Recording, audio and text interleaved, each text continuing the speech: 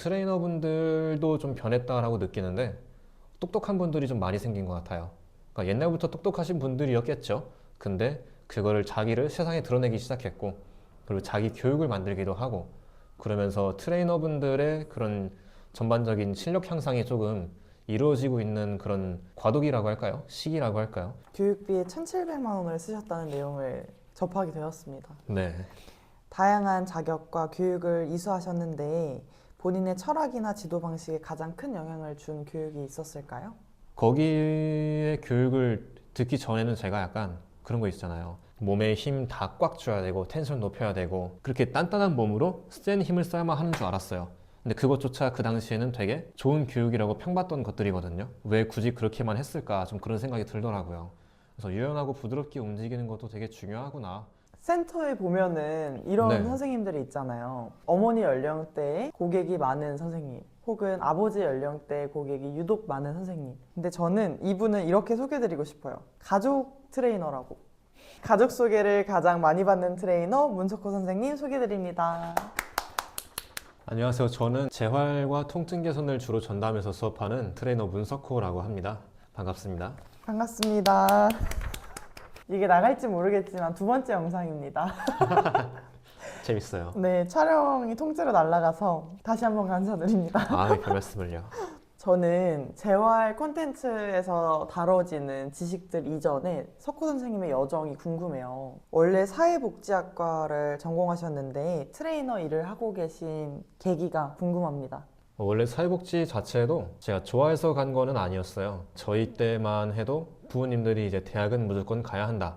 이런 때여서 과를 하나만 저는 골라야 했던 거죠. 그래서 여러 가지 대학 사이트를 가가지고 어떤 과가 있나 보는데 사회복지학과가 있더라고요. 눈에 보였고 그게 다른 과들에 비해서 조금 더 착한 사람이 할 것 같고 약간 좀 접근하기 좋을 것 같았어요. 그래가지고 사회복지학과를 선택해서 갔는데 막상 그쪽 일을 해봤는데 좀 안 맞았던 거죠. 저는 거기 자격증도 다 땄어요. 자격증도 따고 4년 일한 게 있는데 그거를 살리지 않는 게 좀 아깝기도 했고 제가 좀 그래도 아예 모르는 생판 무언가를 모르는 걸 하는 것보다는 조금이라도 알고 있는 분야를 하는 게 조금 덜 불안하잖아요. 또 첫 사회생활이니까. 그래서 그 전공을 살린 거였거든요. 그게 청소년을 지도하는 일이었고 근데 그 청소년 지도하는 일이 되게 일단 급여가 너무 적었어요. 편의점에서 아르바이트 하는 거랑 거의 비슷할 정도로. 그래서 국가에서도 그걸 또 시범 사업이라고 해서 정식으로 채택된 사업이 아니어서 언제 사라질지 모르는 거예요.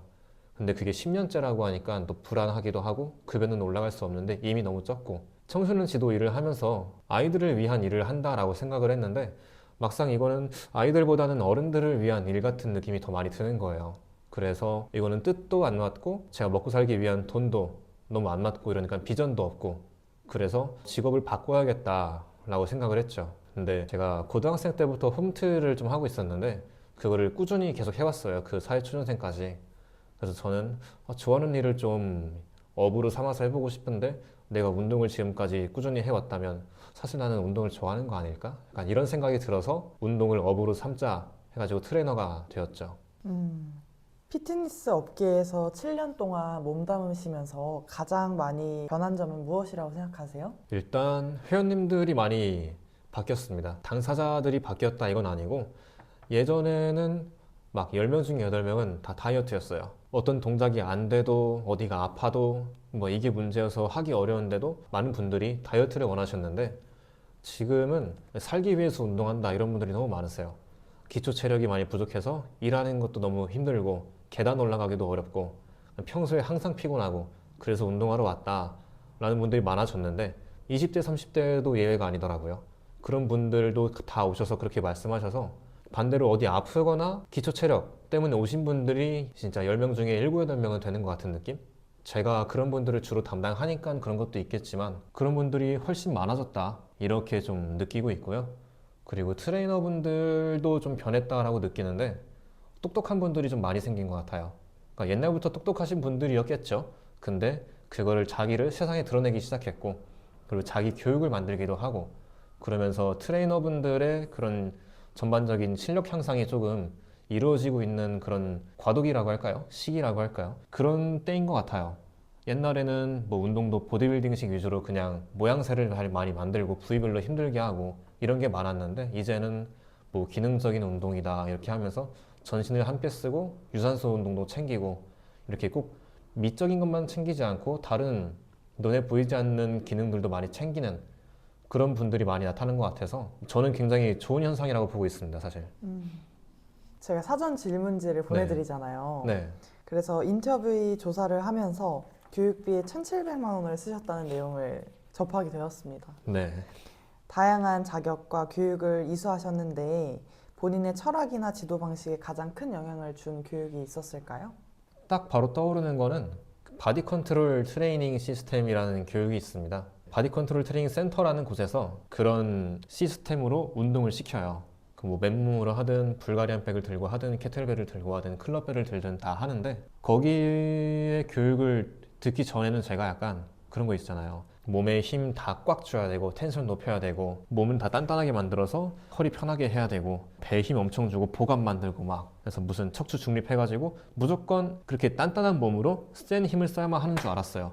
근데 그것조차 그 당시에는 되게 좋은 교육이라고 평받던 것들이거든요. 근데 여기 바디 컨트롤 교육을 들으면서 아, 사람의 몸은 잘 움직일 수 있게 아무렇게나 많이 생겼는데 왜 굳이 그렇게만 했을까 좀 그런 생각이 들더라고요. 그래서 유연하고 부드럽게 움직이는 것도 되게 중요하구나. 그렇게 움직여야만 오히려 사람의 몸이 더 퇴화되지 않고 구석구석 자기가 갖고 있는 걸 다 쓰니까 오히려 좋아지는구나. 좀 이런 걸 많이 느꼈어요. 그래서 방향 같은 것도 어떻게 내 몸의 방향을 설정하냐에 따라 자극도 달라지고 내 약점을 파악하는 게 되게 중요하구나. 뭐 이런 것도 이제 알게 되고 그래서 그때부터는 제가 어떤 뭐 케틀벨 스윙이라는 동작이 만약에 있으면은 그거를 위주로 가르친다거나 아니면 스쿼트를 위주로 가르친다거나 하체 근력 향상, 뭐 상체 근력 향상 이런 거에 초점을 많이 맞췄었다면 그 이후에는 이 사람이 약한 부위가 어디지? 그걸 보고서 거기를 위주로 많이 운동시키고 그렇게 좀 바뀌었던 것 같아요. 그러면서 자연스럽게 약한 데가 좋아지면은 아픈 것도 사라지니까 재활이나 통증 개선 이런 쪽으로 좀 생각을 하게 됐던 것 같아요. 지금 유튜브를 하고 계시잖아요. 네, 무브먼트. 네, 맞습니다. 이름 정말 잘 지으신 것 같아요. 약간의 말장난이 있죠. 이 채널을 통해서 가장 전달하고 싶은 메시지는 무엇일까요? 일단 저의 뜻을 많이 알아주는 사람들이 있었으면 좋겠다 해서 올리는 것도 있고요. 내가 하는 것도 맞다 이거를 전달하고 싶어요. 사람들이 각자의 방식으로 다 많이 운동을 가르치고 하잖아요. 근데 종종 이게 맞는데 니네 건 아니냐 이런 분들도 있더라고요. 근데 저는 개인적으로 회원님들한테 효과를 보여줬냐 못 보여줬냐 그게 가장 중요한 기준이라고 생각을 하거든요. 너랑 나랑 트레이너끼리 싸우는 게 중요한 게 아니라 누구 말이 맞는지. 그래서 저는 제가 운동을 가르치는 방식이 주류라는 생각은 아직 안 들어요. 다른 선생님들이 제 거 수업을 봤을 때 이해가 안 된다. 저건 왜 저렇게 할까? 그러니까 부정적인 뜻이 아니라 그냥 정말 궁금증으로 그렇게 말씀을 하시더라고요. 근데 보통은 어떤 운동을 시키면은 아 저거 때문에 저렇게 하는구나 이게 보이기도 하잖아요. 그래서 저는 제가 아직은 비주류의 방식으로 좀 운동을 가르치고 있구나 생각을 하는데 근데 효과를 잘 보여드리고 있단 말이죠. 그래서 이렇게 하는 것도 맞다, 내가 하는 것도 맞다라는 걸 좀 보이고 저의 뜻에 동의하는 분들을 많이 좀 찾고 싶은 마음에 그렇게 유튜브랑 인스타그램 이런 것들을 하고 있습니다. 그 선생님들이 많이 궁금해하신다고 네. 하시는데 이 자리에서 일반적인 웨이트 트레이닝과 석호세미 트레이닝의 차이점을 좀 설명해 주시겠어요? 제 트레이닝의 기준은 아주 명확하게 있습니다. 멀쩡한 몸을 만드는 거예요. 멀쩡한 몸이라고 하면은 관절들도 생긴 대로 다 움직일 수 있어야 하는 거고 감각도 좀 살아있어야 됩니다. 서 있는데 한 발 잠깐 뗐다고 넘어지고 이러면 그거는 멀쩡하지 않은 몸이란 말이죠. 그럼 또 균형 감각 같은 것도 잘 만들어져 있어야 되고 근데 그 균형 감각은 손도 필요합니다. 발뿐만이 아니라 손까지 신경 쓰고 가동 범위 크게 쓰고 그래서 최대한 큰 범위에서 힘을 세게 만들고 그리고 체형도 기본적으로 사람 몸의 체형이라는 게 있잖아요. 표준적으로. 그래서 기본적으로는 그 체형을 향해서 운동을 시켜요. 그러면은 그거랑 반대되는 체형의 분들은 점점 몸 상태가 좋아지거든요. 좋아져 왔어요. 그래서 그런 몇 가지 기준들이 저는 명확하게 있어서 그게 결론적으로는 멀쩡한 몸을 향해 가요. 그리고 멀쩡한 몸이 되면은 그 어떤 걸 하더라도 부족하지 않은 몸이 됩니다. 금방 쌓기만 하면 되는 몸, 나중에 채워야 되는 게 아니라. 그래서 저는 그걸 기준으로 이제 운동을 가르치고 있고 그게 뭐 부위별로만 힘들게 한다거나 이런 것도 할 때가 있지만 그런 걸 위주로 하시는 분들이랑은 좀 많이 다르고 기능성 운동을 가르친다라고 해도 그게 어떤 기준으로 이걸 가르치고 있는지 그 뜻이 명확하지 않은 분들이라면은 저랑 아마 좀 같은 동작을 가르치더라도 나중에는 다른 효과가 나타날 거다라는 생각을 합니다. 그래서 멀쩡한 몸을 만들려고 합니다.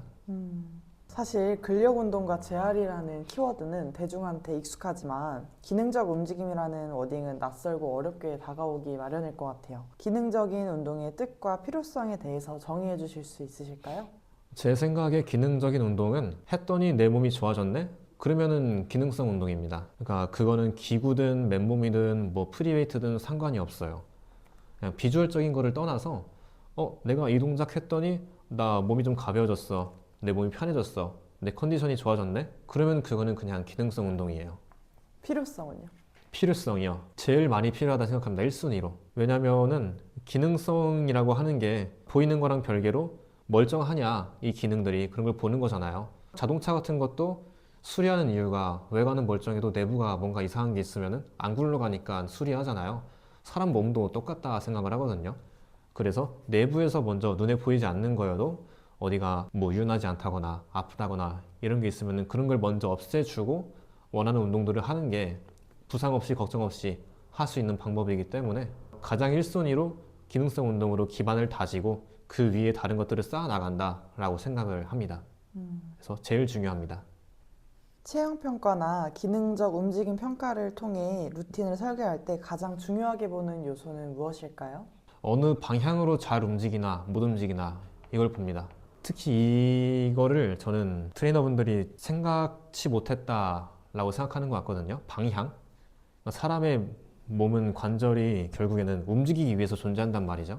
근데 움직임이랑 항상 함께 동반하는 게 방향이라는 개념이에요. 방향 없이 움직이는 건 없습니다. 그래서 사람의 멀쩡한 몸이라고 한다면 어떤 방향에서든 잘 움직일 수 있어야 멀쩡한 몸이거든요. 그래서 많은 범위에서의 운동을 해요. 숄더 프레스 같은 것도 옆으로만 하는 사람들이 있잖아요.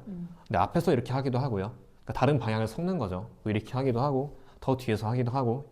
그래서 저는 그 방향, 이 사람이 뭐 하체 운동이든 상체 운동이든 이 방향에선 잘 못 움직이는데 이 방향에선 잘 움직이네? 이런 거를 보고 그 방향, 잘 못 움직이는 쪽을 많이 보완시켜요.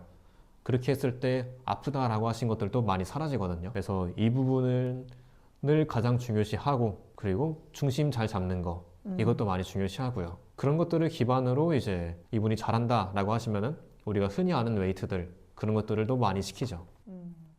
저희 채널을 일반 분들도 많이 보시더라고요. 네. 일반인들이 흔히 하는 잘못된 운동 습관이나 재활 운동에 오해가 있다면 몇 가지 짚어주실 수 있을까요?